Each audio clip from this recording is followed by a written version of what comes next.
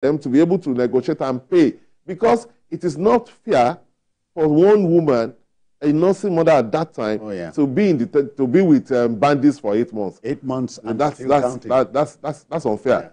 So I think they should look for a way to back channel way to solve the problem. Because the second leg of the story is about the mindless bandits who have seized 150 people in Sokoto. Yes. Attention is now inevitably shifting to Sokoto. But banditry in Sokoto is not exactly a new thing. It's just that we keep talking about Zamfara, keep talking about Katsina. Yeah. But bandits have been operating in Sokoto for some time. Local governments like Tureta, Sabombrini, Rabah, that's the home of the late Sardauna. Yes, it comes from, or it came from Rabah. Those places are infested. Isa, where the former governor of the state, Atairu Bafarawa, comes from, close to the border with Niger Republic, is infested already by bandits. So Sokoto has always had its own problem with banditry. And one of the reasons we have this problem is weapons are funneled in through those states, Nigerian states that share border with Niger Republic. Yes, these weapons come in through the black market, and then they bring them into our country. There was an arrest made, I recall, in Kebbi. The bandits slipped in assault weapons through the waterways. You know, River Niger is in Kebbi State, you know, all the way from Benin Republic. Comes into Kebbi. From Futa-Jalon. You know, that map, I'm seeing the map. You know, when you look at the way it is, we are at the base. And one of the reasons we had to stop Niger Republic from building a dam was because if they built their dam, because we are at the base, will affect us. They will have trapped the entire water. So we then decided, okay, leave us. Let us be the ones to build Kainji Dam. We'll provide you electricity. That's all. Know? So that agreement was there that, okay, they won't dam, because we are at the base. Through the waterways, through River Niger, they brought in weapons. Look at all of those states. Through Zurumi local government in Zamfara state, we can move in freely into Niger Republic. Jibia in Katsina, we can go into Niger Republic. In fact, the borderline is an extensive one. Yeah, it is extensive. It can be less than 700 to 800 kilometers. Yeah. From Kebbi in the northwest to Yobe in the northeast. Yeah. We have a very, very long border with Niger Republic, land border. Whereas when you look at our land border with Chad, it's a very small one. Small, yeah. Yes. Yeah. So it's not like this. But the point that I'm making is those porous borders, because I had the customs boss talking about the challenges that they face, and he talked about these porous borders. Okay. And the unofficial borders that these criminals have created, number almost 1,500. So you look at Katsina, for example. We have some of the most porous borders in our country in Katsina. And the routes through which people can go into Niger Republic is extensive in Katsina alone. And Katsina has a big problem of banditry. At least 9 local governments are badly affected by banditry in Katsina. As we speak. Yes, of course.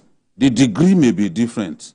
Even now, the state capital, Gusau, the bandits are raiding some parts of the state capital, especially the outskirts.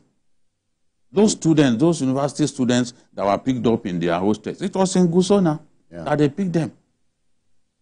Gusau, Safe, that shares a boundary with Kaduna, full of bandits. So I'm saying that we have to get more serious. This thing is getting out of hand. How can these people kill a district head after torturing him that much? They still took his life. Collected because the motorcycles that they asked for didn't come on time. And those people, they already this thing has reached this point. You ask people to pay ransom that they can't afford. People sell their houses just to free innocent people. So I'm saying that we have treated this matter too lightly. Yeah. These boys are not bigger than the state. Of course. They're not bigger than the state. What's going on? They cannot be. How can you kill a district head and in the same local government, they've gone to pick 150 people? Come on, what is wrong with us? You kill a district head, the same local government, Sabombrini. What is the capacity of the governor? What is he doing? What are the security people doing? I expected that by now, even that whole area would have been taken over. Oh, yeah. Or you kill a district head. Many people are still agonizing over that. Why should this happen? Some are calling him Emir. It's not Emir. No. You kill a district head and you still had the temerity to go back to the same local government to pick 150 people. 150. Come on, these stories are really perplexing. They are not what you want to hear. Mayor, we must call the bluff of this. Yes, I agree, but I'll come back again to the National Security Advisor. I will advise that maybe the National Security Advisor should take his job more seriously. You know, he gets involved in so many things these days that he has left the core job that he's supposed to do. You understand? I don't want to delve into other things that he does. But my own problem is that if security is a crime, there must be consequences for crime. Okay. When somebody knows that they can get away with things, they will do it. It's an incentive for them to do it. When they kill a district head who is an official of state, yes, is an official of state, not only killing him, they realize that nothing happened. They still collected. They didn't even release his cost. That's what I'm saying. And now that's what I'm saying. So it's easy because they were demanding money. They were demanding money before they could release the cops after killing the poor man. But what I'm saying is that when you now know that you can get away with that, it is not too shocking that they could come back and take 150 people because they want more money, ransom. And that is why government should take this security. I know that our security operatives are stretched. I appreciate that. And I appreciate what they are doing, the sacrifices they are making. But they need to do more. Because the protection of life and security is the primary duty of government. Government cannot claim that they are doing their best for the betterment of Nigerian people, and they are not saving their country. But you and I know that gadgetry has come into the picture, and you can use modern gadgetry. And of course, because look at what happened. Look at what happened, and they were succeeded in rescuing the medical students. Because in this age that we are in now, technology is the key. That's it. Technology is the key. How can bandits who use phone, who communicate with people, they communicate with people that they want to collect ransom from? Yes. They collect with them every time, and they get away with it. It's so shocking. I hear they collect the ransom and they flaunt it.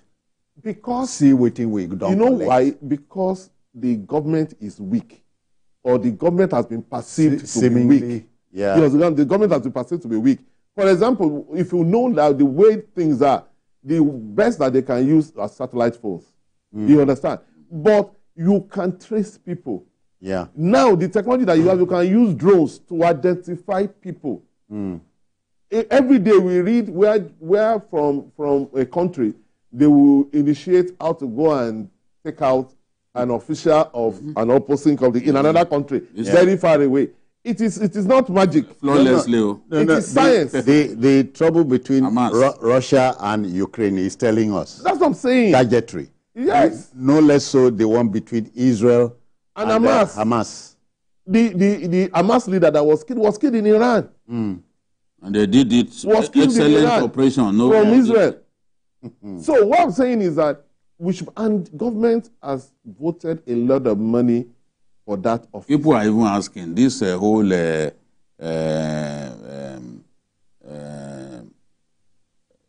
NIN, whatever, that they got us to do during the time of Pantami. Yeah. The Nigerians were threatened. If you don't do it, you will lose your line. If you don't do it, you will see. What did it achieve in the end? Of what essence? If bandits will have the temerity to be making phone calls, a bandit goes into a public secondary school, kidnaps school girls, and marry them out to his fighters, put them in the family way. By the time those girls were rescued, those girls from that federal government called Kebbi State, by the time they were rescued, some of them came with babies.